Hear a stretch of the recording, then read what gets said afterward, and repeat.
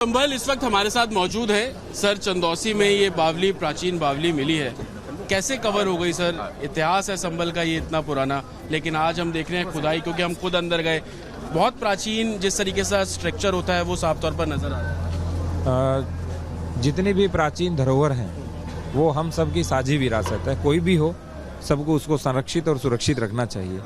और जो बावली, तालाब, तीर्थ, कूप ये सब बनते थे, ये जल संरक्षण के एक बड़े स्रोत होते थे ताकि भविष्य में जलापूर्ति आसपास के क्षेत्र को की जा सके। लेकिन धीरे धीरे अतिक्रमित हुई, जो 400 वर्ग मीटर क्षेत्रफल था वो 210 वर्ग मीटर रह गया। तो इसको अतिक्रमण मुक्त भी कराएंगे और 3 तल की गहरी बावड़ी बताते हैं, कहते हैं कि 2 तल जो नीचे के हैं वो मार्बल के अभी देखे नहीं है, अभी केवल जो ईंटों वाला ऊपर का तल है उसी की सफाई चल रही है, उसी की खुदाई चल रही है। अतिक्रमण हटाएंगे सर, क्योंकि देख रहे हैं कि चारों तरफ रेजिडेंशियल इलाका है, घर बन गए हैं, क्या इनको नोटिस आप लोग सर्व कर रहे हैं? आगे क्या प्रोसीजर है सर? क्योंकि खुद बताया कि लगभग आधा अतिक्रमण में जा चुका है। किसी भी वाटर बॉडी पर किसी को अतिक्रमण करने का अधिकार नहीं है। यदि किसी ने किया है तो थ्रू प्रॉपर नोटिस दे करके उसको हम 100% अतिक्रमण मुक्त कराएंगे। योगी सरकार संभल की सच्चाई लोगों के सामने रखने के लिए प्रतिबद्ध है। क्या संभल प्लान है सीएम योगी का, अब आपको बताने जा रहे हैं। संभल ऐतिहासिक और सांस्कृतिक रूप से समृद्ध क्षेत्र रहा है। संभल में कई प्राचीन धरोहर मौजूद हैं, जिसकी लगातार आप देख भी रहेंगे, उसको लेकर जानकारी सामने आती रह रही है।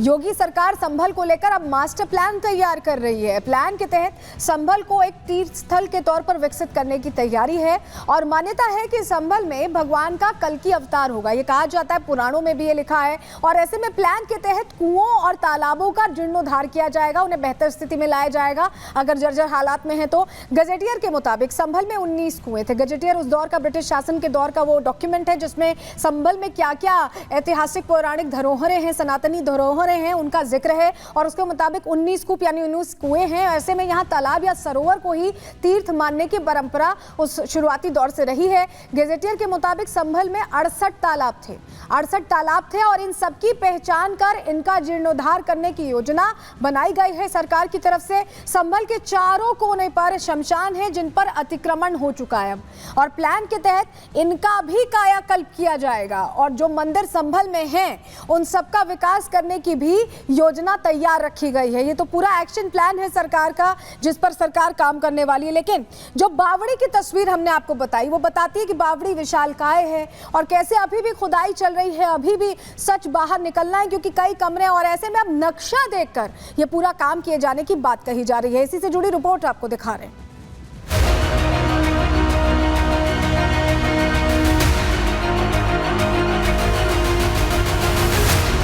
हमारा पुराण भी इस बात को कहता है कि भगवान विष्णु, श्री हरि विष्णु का 10वां अवतार संभल में ही होगा, उसी संभल में होगा। अयोध्या, काशी, मथुरा के बाद अब संभल हिंदुओं के लिए नया तीर्थ स्थल बनने के लिए तैयार है। वजह है संभल का इतिहास, और वही इतिहास अब सालों बाद अतिक्रमण मुक्त हो रहा है। रोज सनातन के नए नए सबूत सामने आ रहे हैं। मंदिर, कुओं के बाद अब बावड़ी मिल रही है, जो संभल के ऐतिहासिक इतिहास को और मजबूत बना रही है। ये इस बात का भी सबूत है कि सीएम योगी ने विधानसभा में जो कहा वो कर भी रहे हैं। पहले पत्थरबाजों का दाना पानी बंद किया, आकाओं की कटिया काटी, दबंगई गुंडाई पर बुलडोजर चला, और बुलडोजर ऐसा चला कि जो सामने था वो तो ठीक किया ही, जमीन के अंदर से भी सनातनी सबूत एक एक कर सामने आ गए। खुदाई हुई तो चंदौसी के लक्ष्मणगंज इलाके में लगभग 150 साल पुरानी और 400 वर्ग मीटर क्षेत्र में फैली बावड़ी मिली, जिसको लेकर दावा किया जा रहा है कि इसका निर्माण बिलारी के राजा के नाना के शासनकाल के दौरान किया गया था, जिसमें सेनाओं के ठहरने की व्यवस्था की गई थी। 200 साल पुराना ही है और यह जो है वही उसी रियासत का एक हिस्सा है कि यहाँ पर उनकी सेनाएं रुकती थी, जैसा कि सुनने को मिल रहा है। यहाँ के स्थानीय लोग, जो बड़े बुजुर्ग लोग हैं, वो लोग बता रहे हैं कि यहाँ पर सेनाएं रुकती थी, इसके बाद फिर अपने गंतव्य को जाने के लिए फिर यहाँ से तैयार होकर के निकलती थी। इतना ही नहीं, स्थानीय लोग भी अब बावड़ी को देखकर अपनी पुरानी यादें ताजा कर रहे हैं और क्या क्या दावे किए गए आप वो भी सुनिए। पहले यहाँ पर खेलने आते थे हम, छोटे थे। अच्छा। तो ये बावरी कुआं था। कितना गहरा है ये? बहुत गहरा, अंदर को गहरा ही है। ये सुरंग किस ओर जा रही है? ये सुरंग अंदर को ही जा रही है। इस जगह को भूमाफियों ने कब्जा कर उसको निर्माण करा दिया और उसको दबा दिया। तभी घर बने हैं आसपास। जी हाँ, करीब 125 घर के आसपास बने हुए हैं। सब पूरी जगह बावरी के है। ये यहाँ की रानी थी, क्या कहते हैं, बिलारी की रानी सुरेंद्र वाला, ये उनकी संपत्ति थी सारी। बावड़ी की खुदाई के दौरान रानी सुरेंद्र बाला की पोती शिप्रा गेरा भी सामने आई, जिन्होंने इस बावड़ी से जुड़ी सालों पुरानी अपनी यादों का ताजा किया और बताया कि किस तरह वो बचपन में यहाँ खेलने आती थी, लेकिन समय के साथ ये बावड़ी खत्म हो गई, इसका पता ही नहीं चला। ये एक तरीके से खेत था हमारा और यहाँ पे फार्मिंग होती थी चारों तरफ। ये बावड़ी कुआं था, कुएं के अंदर रूम्स बने हुए थे।